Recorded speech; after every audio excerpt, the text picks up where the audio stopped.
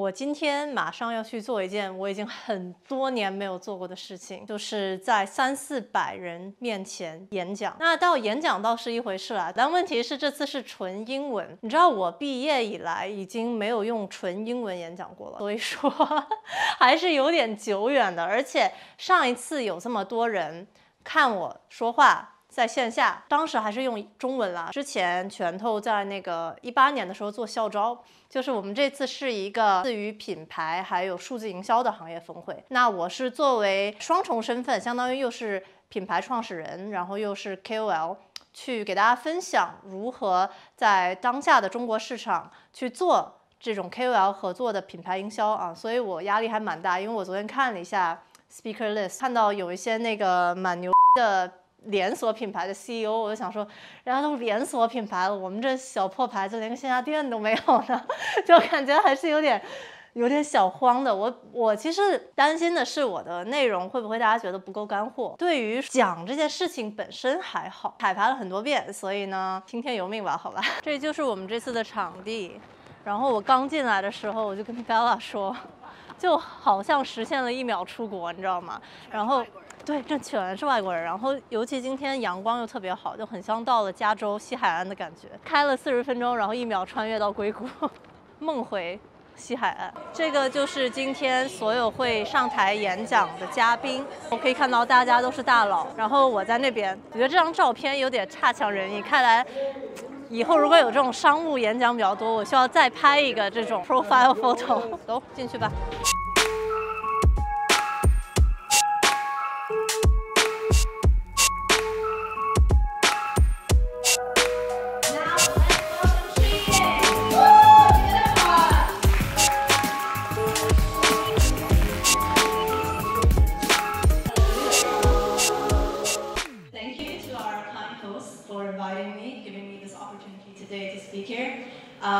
It's been a really long time since I last spoke English in front of so many people. I speak in front of the camera a lot, but not so much in front of a large audience, so I am a bit nervous. If I stammer a bit, if I stutter a bit, please forgive me. Please bear with me.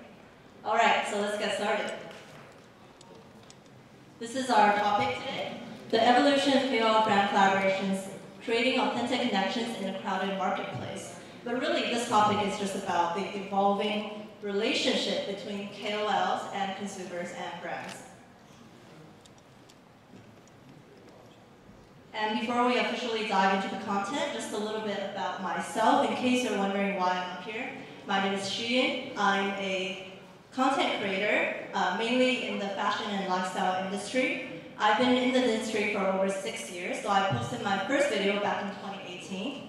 I have now over total 3 million followers across all of the major social media platforms such as Red, Bilibili, Weibo, Douyin, YouTube, Instagram, etc.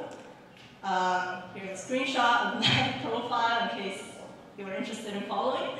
At the same time, I am the co-founder of a Shanghai-based home fragrance and lifestyle brand called Chosen Notes.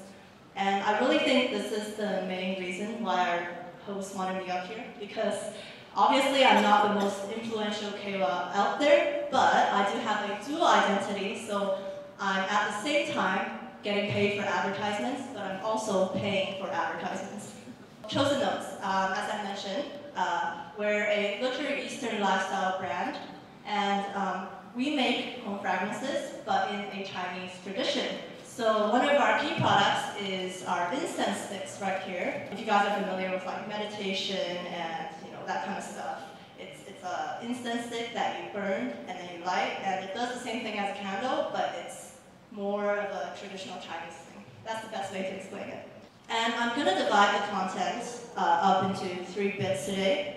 The first bit, I'm going to talk a little bit about the current marketplace. So what does the marketplace look like for KOLs and brands, and what's the relationship between us and consumers right now?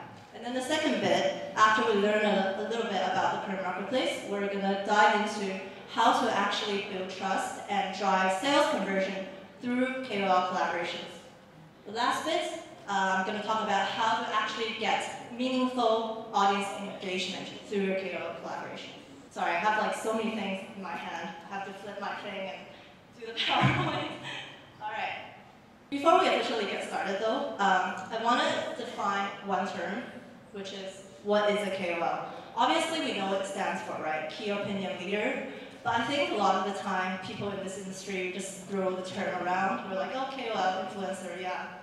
But what does a KOL actually do? What are they actually supposed to do? So I was really curious what big data would say, so I asked ChatGPT. And ChatGPT gave me this answer, which I would say is a pretty good answer, especially it says, KOLs are sought after by businesses and brands to promote their products because they can effectively reach and persuade their audience. And in essence, KOLs are supposed to bridge the gap between the audience and leverage their expertise and trustworthiness to endorse the products. So I've highlighted these bits in blue because I think these are the key indicator words that we really want to achieve as KOLs, but also for brands that work with KOLs, this is what you want to achieve through your collaboration. However, most, unfortunately, don't always manage to achieve some of these. So we're going to talk about how to get those later. Okay, now what does the industry look like in China right now? Well, between 2021 and 2022, we had over 10.1 million active KOLs in the Chinese social media space, with KOL being defined as anyone who had over 10K followers and was actively posting content. So that's a lot of people. I'm sure in 2023 that number is even larger, we just don't have the newest data yet. And in terms of industry size, back in 2018 when I started posting, it was a mere 38.5 billion USD. 2022, that figure went to 210.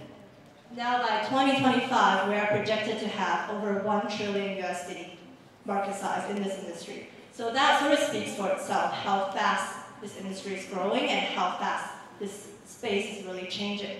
And even me as a KOL and a brand owner, I sometimes feel like I can't keep up with how fast it's changing. So we learned about just now how I was saying this industry is growing really fast, right? It's also really oversaturated. Like honestly, especially I think since COVID and maybe the lockdowns, a lot of people have just been staying at home. And when you're at home and maybe jobless and you're bored, you're just like, maybe I'll start a live stream. Maybe I'll post some of my selfies. Hey, I got some followers, maybe I'll become a KOL. So I know more and more people are really just trying to make a living online nowadays.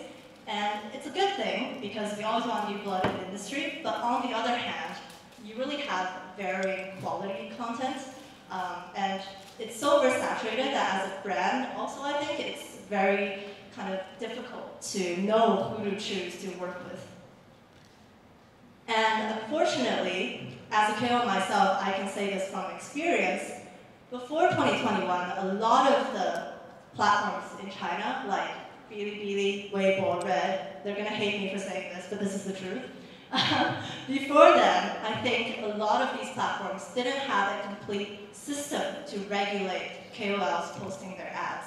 What happened was KOLs could often just, speak to a brand in private, and then the brand would be like, hey, I give you however much you want to post this ad for me, and the KOL would be like, yeah, sure, I'll post it. There wasn't any regulation in terms of, is this product legit? Are we allowed to post hidden ads? Anything like that. They just posted it. So what ended up happening, obviously, is we had a decline in consumer trust due to this messy marketplace. Obviously, in 2021, platforms begin to realize this is a problem, and they're trying to put systems in place, but it's already too late. Trust is really hard to build, but pretty easy to break. So now, we have a marketplace filled with very skeptical and also very smart consumers that can see right through your hidden ad. And I feel this very prominently myself as a KOL, because when I used to post content back in 2018, all of the comments were super friendly. Nowadays it's like, obviously some of these aren't my loyal followers, but I get like random people just coming to the comment section saying like, don't trust these KOL. If you use what she's recommending, you're probably gonna get acne on your face and stuff like that. Just really cynical comments. Obviously it's not their fault because they've been very hurt, I'd say, by this messy marketplace, but that's just the way it turned out. So how do we deal with it, right? We're going to talk about that later as well. Since the end of 2022, I've noticed a very big budget cut. I know some of you are probably agencies or brand owners, but very big budget cut in terms of branding. Myself too, as a brand owner. Nowadays, I don't have big budget to spend on marketing, so I really want to get the bang of the buck out of every penny that I spend, right? So I'm only willing to spend money if I think I'm gonna get sales conversion. But as a KOL, before 2022, I got a lot of these pure branding requests. Brands would just come to me and give me ridiculous amounts of money and just say, hey, just do a branding campaign for us. I don't want to track the ROI, I just want you to use my product.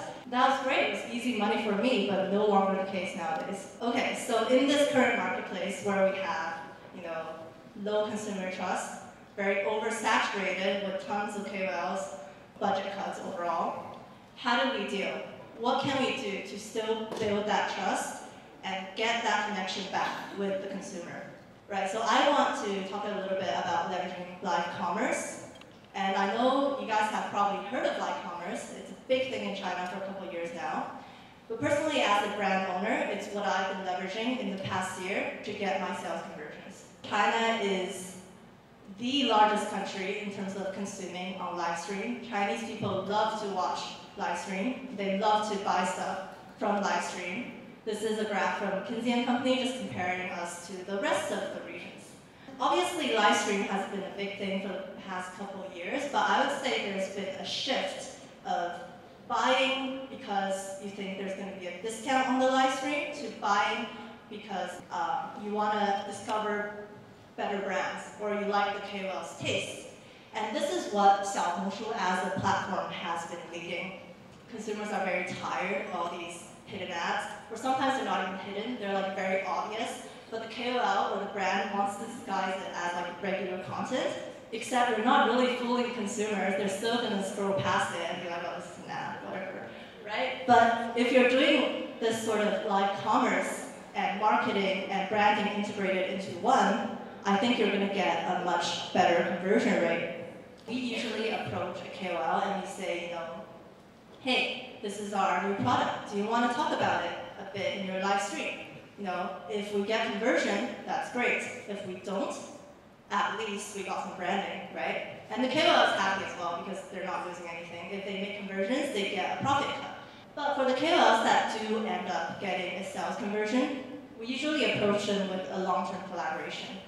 We ask if they're willing to stream this product long-term, maybe for the next 3 or 4 streams, and then we give them a profit cut raise. So let's say we gave them 20% for each sale on the first stream. On the second stream, we'd say, okay, we give you 25%. How does that sound? If they're happy with that, we move forward. And sometimes we would even allocate a small branding budget to have them post stuff on the regular content about this product in between their live streams. So the benefits of getting this sort of into one package, I would say, is a much softer sell than just doing like a one-off collab, and it's a very obvious ad on this KOL's homepage. Through this sort of strategy that we've used as a brand, we've seen pretty good return of investment, but also it's very good to help build trust with the consumer because it's not a hard sell. Let's say you're seeing this product for the first time on this KOL's live stream, and you're like, okay, cool product. Okay, no worries. And then a few days later, you see them using this in their regular posts, and you're like, oh, maybe this KOL is actually very sincere. Maybe she actually uses this product in her everyday life. And then on the next month, you see this product on the stream again. You're getting constant exposure from this one brand for their one product. So as a consumer, you're more familiar with the brand. And obviously, you're more keen to take a liking to it, and also more keen to buy, right? This is a sales funnel. It's very simple logic. It's also how core branding works. These are 2 Chinese actresses that we collaborated with on Xiaohongshu. This here is the product that we only launched last month. It's a new incense stick product by Chosen Notes. We collaborated with Shi Shi, who is on the far left-hand side, on her live stream. On the first time that we went on her live stream, we only got a 1-to-1 ROI, which is pretty good because it's a new brand.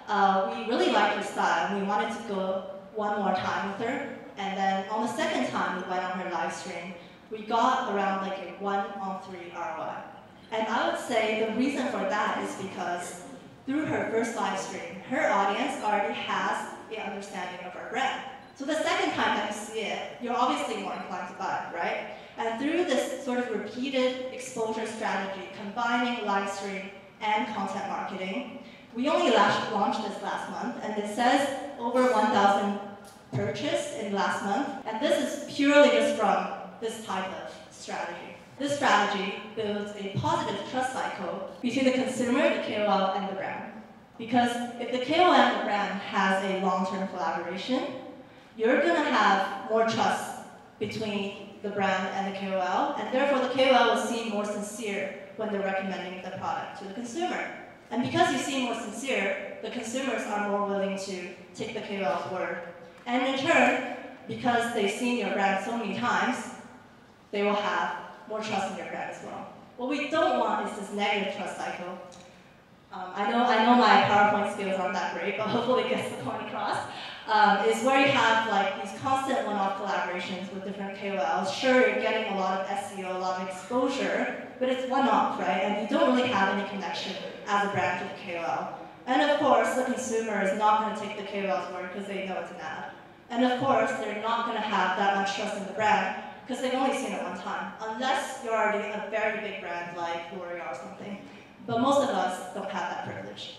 Next, I'd like to talk a little bit about how to drive meaningful audience engagement. Because I know some people still have branding budgets, even with the budget cuts.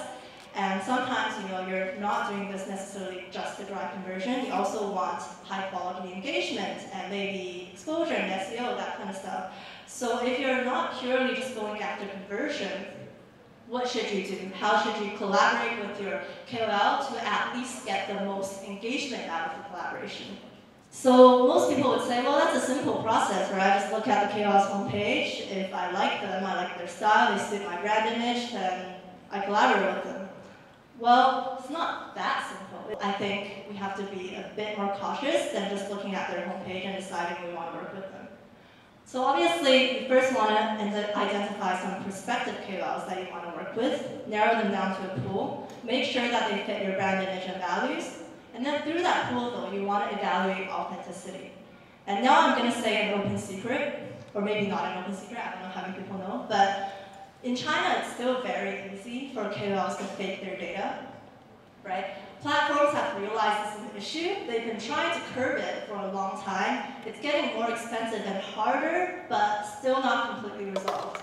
And a lot of KOLs are still willing to pay a lot of money. They buy likes, they buy views, they buy followers. Because they know it's going to be worth it. If they just make it look good enough, eventually some brand will come along and give them a one-off collaboration and no consequences. Right? If you're looking for engagement, high-quality engagement from the audience, you really want to avoid that. If you're doing it for just SEO, maybe it's fine, but honestly, if you're spending the money, I think you should still go for that high-quality engagement. Followers are not everything. Some people have a lot of followers. They have very good figures, but it doesn't mean they have a loyal audience. Some of the audience nowadays, I'd say, they're very sticking around for the drama kind of thing. What they care about is this KOL just broke up, this KOL just got a nose job, this KOL, whatever. What you want is for the audience to actually like the person's content. Because only that way, when they post a content with your product in it, is it actually going to get some good sentiment from the audience, right? So if I have any advice, a KOL with a loyal following is much more important than their number of followers or good-looking figures. So when you're working with a KOL, you've decided you want to work with them. How do you get the most out of this collaboration? Because choosing your KOL is only one half of the equation. The other half is actually, posting the content. You want to make sure they post something that suits their style and looks like part of their regular content. So do ask for their opinion on how to create the content. Don't think you know their audience better than they do. Because as a KOL, I've been approached many times by brands who give me super, super specific briefs on how to post their ad. They would write down to detail every single word how I should say this advertisement. They think that they're paying. Yes, they are paying, but still, it's teamwork. It's not because you're paying, then you get to say everything. If you think that, you're not going to get the most out of this collaboration, right? A good KOL campaign is always teamwork with the KOL. They have accumulated so many followers, it can't be for nothing. Their audience is following them because they like the KOL style and not because they like your brand style, right? So, figure out an ad that fits in their style. Don't insist on posting something that may bring audience resentment. It's already hard enough to bring audience trust. It's even worse if you post something and the audience really resents it.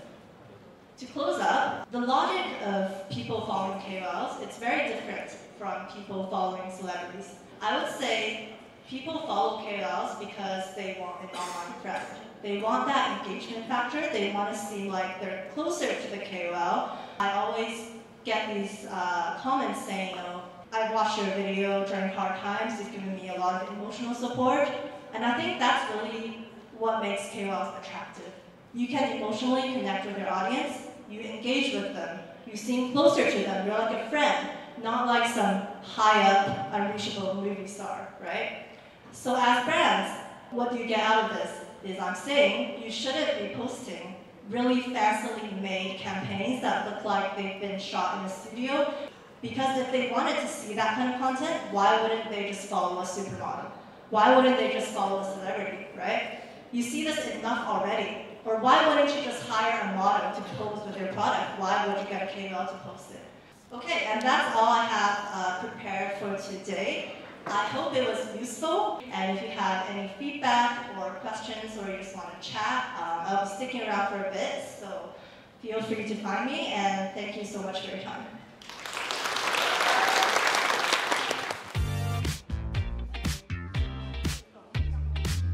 你好，你好，你好。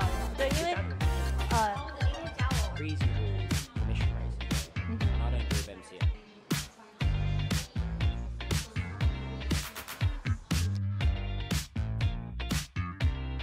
结束啦，感觉反响还不错。然后很多人就是我下来以后，都来跟我交流，然后说，没有看出你紧张，就还是很流利，所以我还是很欣慰的。宝刀不老，毕竟大学的那些演讲没有白讲。今天就先这样，然后我们算是挑战成功吧，因为我感觉效果还不错。然后之后呢，如果有在看这个视频的人呢，想要找我演讲，欢迎跟我合作，好吧？